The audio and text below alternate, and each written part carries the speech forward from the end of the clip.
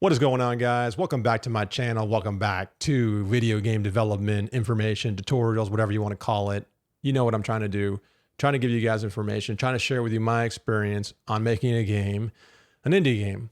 So this video is going to be about making your first game and the whole concept that people have about your first game being a failure, right?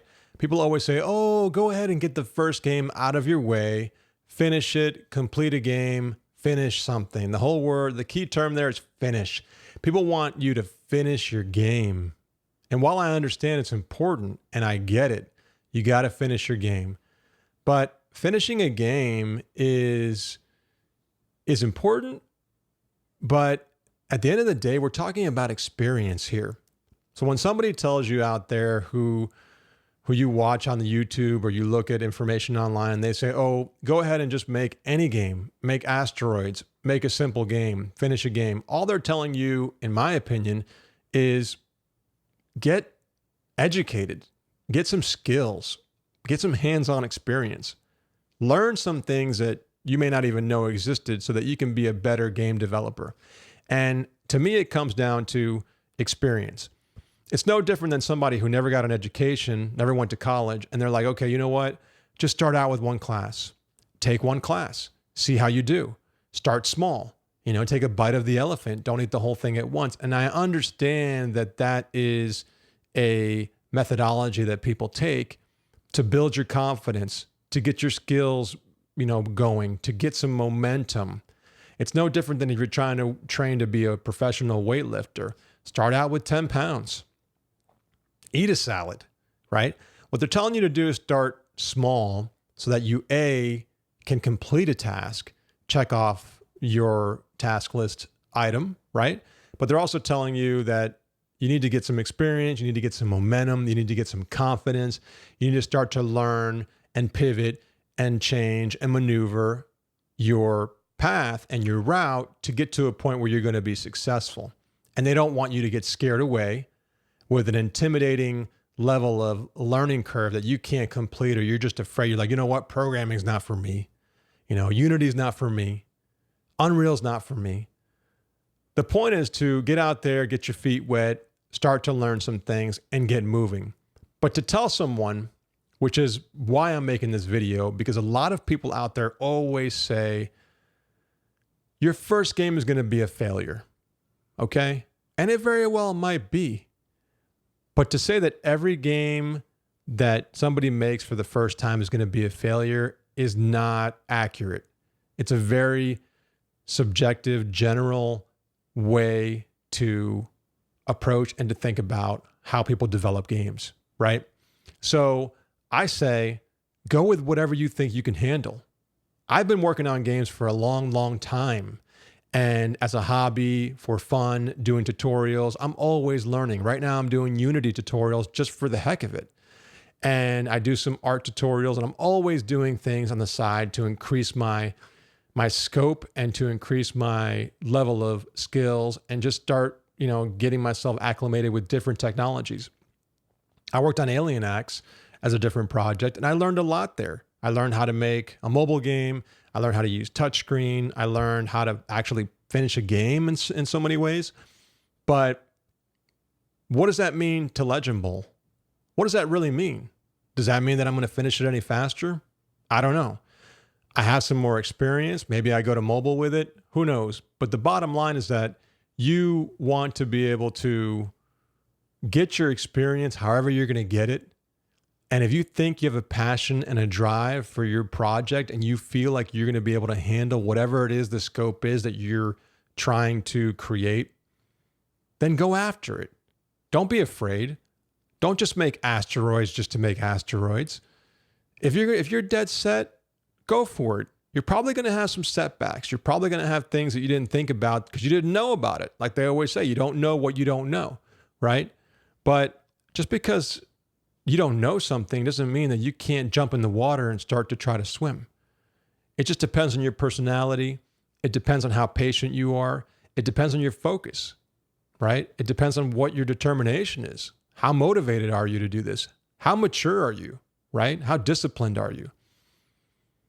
And if you're the kind of person that gets burnt out or gets very frustrated with rejection or any obstacle that comes in your way, you're the kind of person that needs to start off small, because you don't want to let anything stop you from getting to your goal. So if you need the confidence, if you need that boost, go for it, go that route. And I'm of the camp that I'm going to attack this thing and I'm going to punch it in the mouth as much as I can and try to hit it hard. I'm going to get some setbacks. I'm going to find out things that I didn't know before. I'm going to say, man, if I could go back, I'd do it differently. But the way I see it is, I mean, be smart enough not to go out and create a huge MMO RPG game. Of course, don't be that crazy if you're one person. The game I'm making alone is already way too much. And I knew that. But I also knew from working on 2D adventure games that I wouldn't have the passion, nor would I have the drive and the discipline and the commitment to keep my interest in that kind of a game. So a football game had to be it. And it was my calling and is what I had to do. So I did it. And I worked on sprite pixel art, which that, after so much time, what I've learned from that is it's a lot harder than you think. It's a lot harder than a lot of the 3D model games that you see out there. And you wouldn't think so, but it is. It really is. There are a lot of pieces and parts to that that make it so hard to do. And that's why you don't see a lot of sports pixel art games. It's not just because pixel art is quote unquote dead. I don't think it is. I think it's, to me, I think it's ageless. I think it gets finer with age. I think it doesn't get old to me. Now, some of the old graphics, like the Nintendo 64 graphics, those low poly games, those don't hold very well, right? PlayStation, the first PlayStation games, those don't do very well over time. Pixel art, to me, timeless.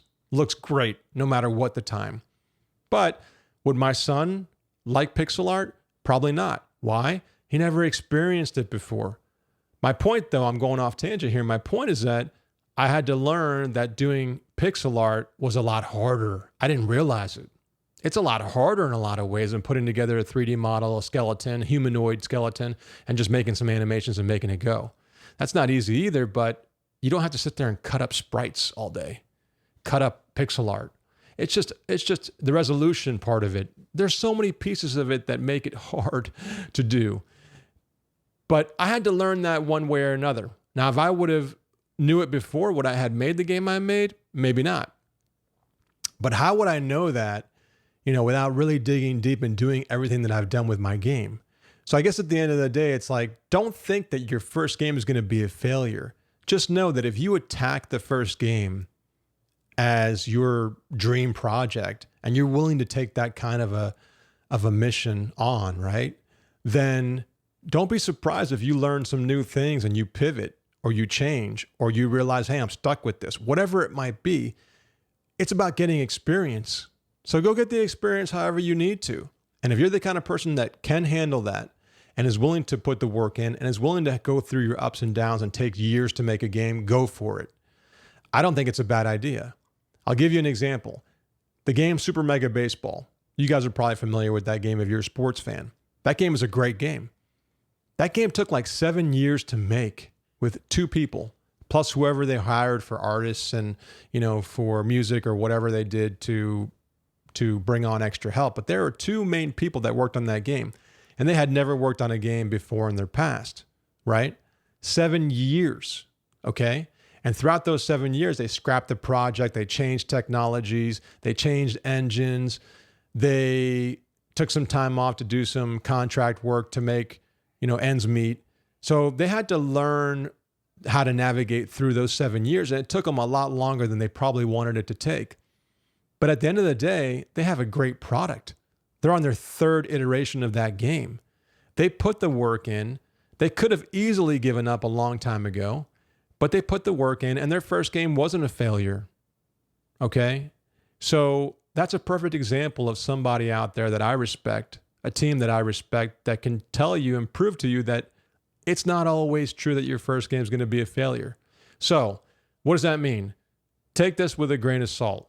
But for somebody who says, hey, your first game is going to be a failure, just get it out of the way, I say, think twice before you listen to those people, because you may have the game and the mindset and the drive and the passion and the idea to get this game done, no matter what level of challenge it is, and go for it. Knock it out the park. I'm doing that with Legend Bowl. Stay tuned for more videos. I'll catch you guys in the next one. Thanks for watching. I'm always happy to do these. I love it, and I'm learning every day. So keep learning, keep grinding, and I'll catch you guys next time. Peace.